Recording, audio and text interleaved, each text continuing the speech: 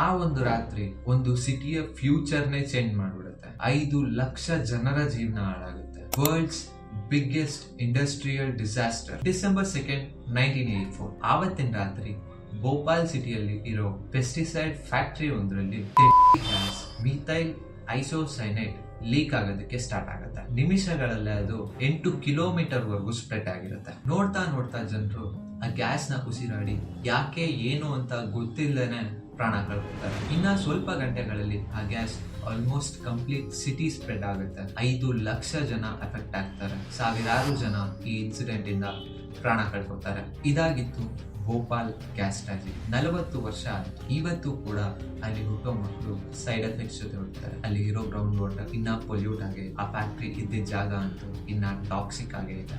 This is Day 4. ಇದೇ ರೀತಿ ನೀವು ಡೈಲಿ ನಿಮಗೆ ಗೊತ್ತಿಲ್ಲದ ಇರೋ ವಿಷಯಗಳನ್ನ ತಿಳ್ಕೋಬೇಕು ಅಂತ ಅಂದ್ರೆ ನನ್ನ ಫಾಲೋ ಮಾಡಿ.